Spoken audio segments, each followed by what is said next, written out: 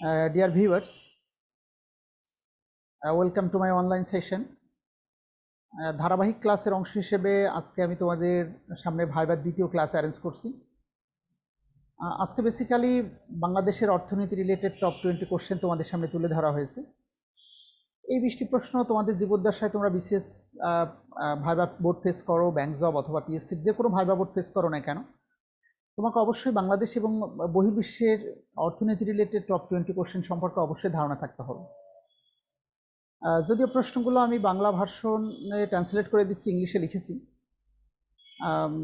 মূল কথা হলো তোমাদের যার যে ল্যাঙ্গুয়েজটা বেশি সুন্দর মনে হয় সে সেভাবে প্র্যাকটিস করতে পারো। So let's come to the point please. আমি বেশি কথা বলবো না, আমরা সরাসরি প্রশ্নে চলে যাচ্ছি।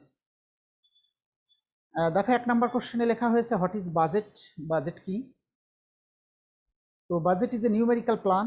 বাজেট হলো একটি সংখ্যাত্মক পরিকল্পনা for acquiring and using resources over a specific time.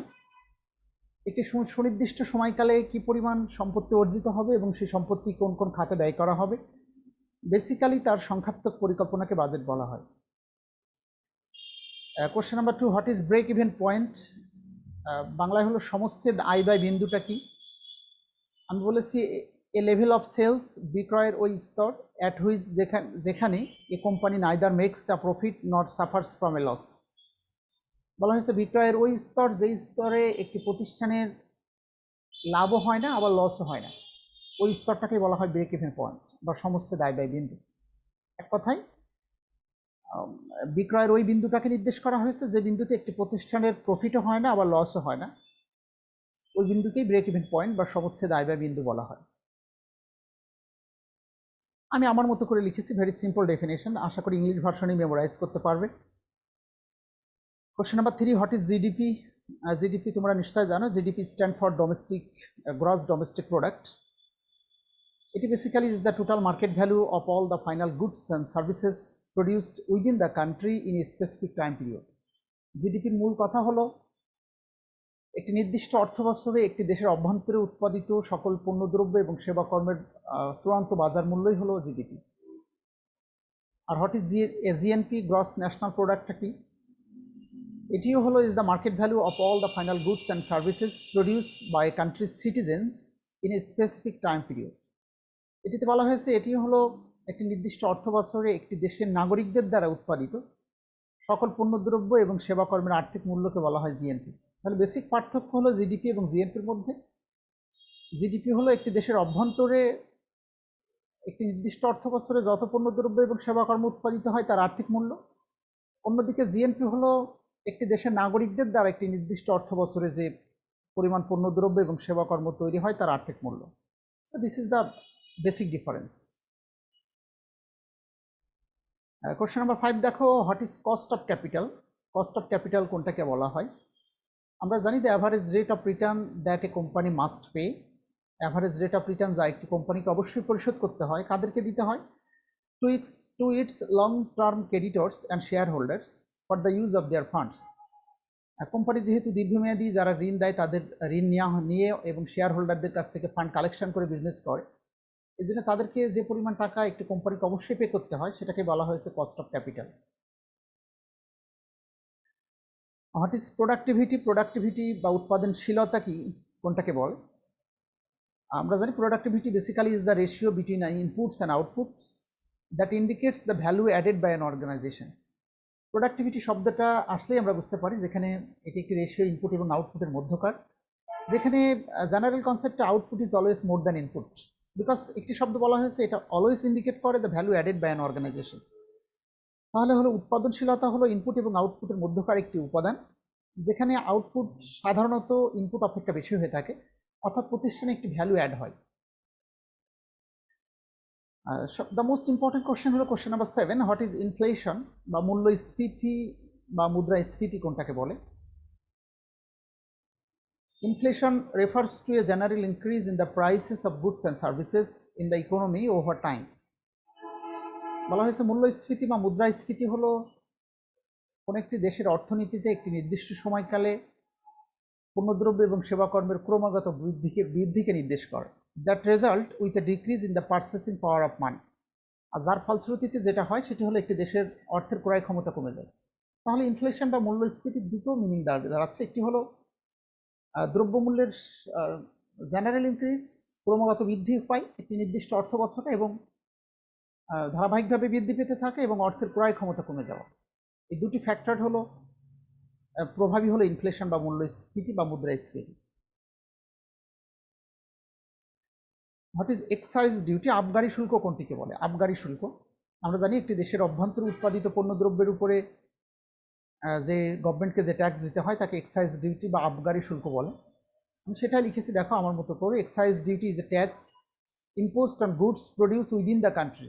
একটি দেশের অভ্যন্তরে যে পণ্যদ্রব্যটা তৈরি হলো তার উপরে সরকারকে যে ট্যাক্স দিতে হয় তাকে এক্সাইজ ডিউটি বা আবগারি শুল্ক বলে। Question number 9, what is tariff? আমরা জানি tariff is a kind of tax that is imposed on imported goods.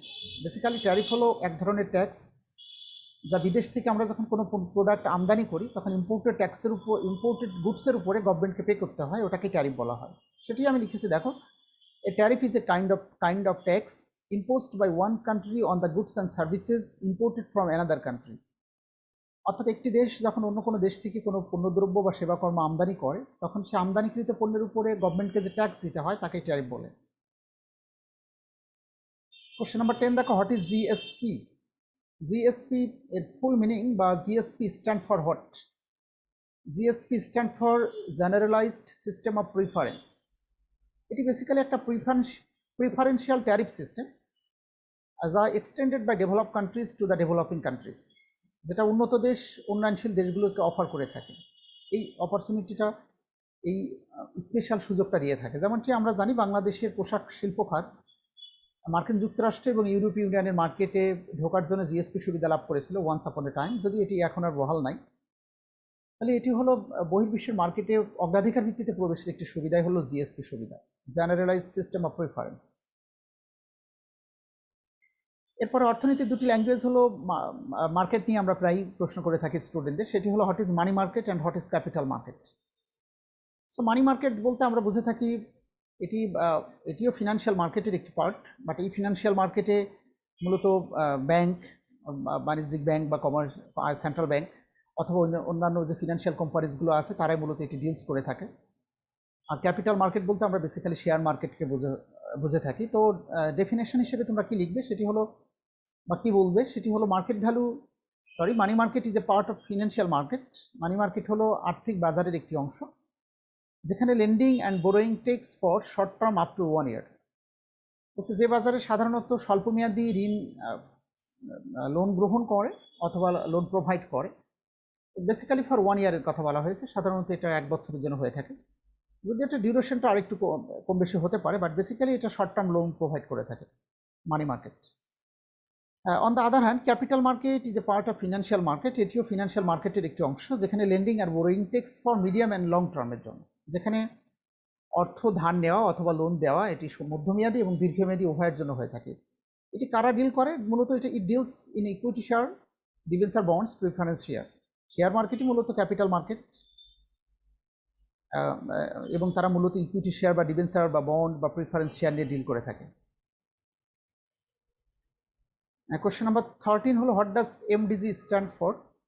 MDG এর ফুল মিনিংটা কি, অথবা এমডিজি কিসের জন্য এটা প্রতিষ্ঠিত হয়েছিল, এর উদ্দেশ্যটা, পারপাসটা কি ছিল, এই বিষয়ে প্রশ্ন করা হতে পারে। MDG stand for basically millennium development goals. আমরা জানি এটা জাতিসংঘ কর্তৃক 2015 সালের মধ্যে 8টি লক্ষ্য অর্জনের জন্য যে টার্গেট সেট করে দেওয়া হয়েছিল সেটি হলো মিলেনিয়াম ডেভেলপমেন্ট গোলস। আমি সেটাই লিখেছি, দেখো, MDG stand for millennium development goals আর 8 goals that United Nations member states have agreed to try to achieve by the year 2015, যেটা জাতিসংঘ কর্তৃক 2015 সালের মধ্যে অর্জন করার একটি টার্গেট লিমিটটা এখানে বেঁধে দেওয়া হয়েছিল। কোশ্চেন নাম্বার 14, দেখো, what does SDG stand for? আমরা জানি এমডিজি অলরেডি তার সময়সীমা পার করে ফেলছে, এখন যেটি চলমান আছে সেটি হলো এসডিজি। এই SDG stand for sustainable development goals. তোমাকে অ্যাজ এ স্টুডেন্ট হিসেবে প্রত্যেকটি স্টুডেন্টের অবশ্যই এসডিজি সম্পর্কে ইন ডিটেলসে কনসেপ্ট থাকতে হবে। এমনকি এসডিজির থেকে যে 17টা global goals target set up করে দেওয়া হয়েছে সেই 17টা গোলসই মুখস্থ থাকতে হবে। তাহলে এসডিজিটা বেসিক্যালি এটি sustainable development goals, These goals are a collection of 17 interlinked global goals যেটা ডিজাইন করা হয়েছিল to be a blueprint to achieve a better and more sustainable future for all. R SDGটা were set up in 2015 by the United Nations General Assembly and are intended to be achieved by the year 2030.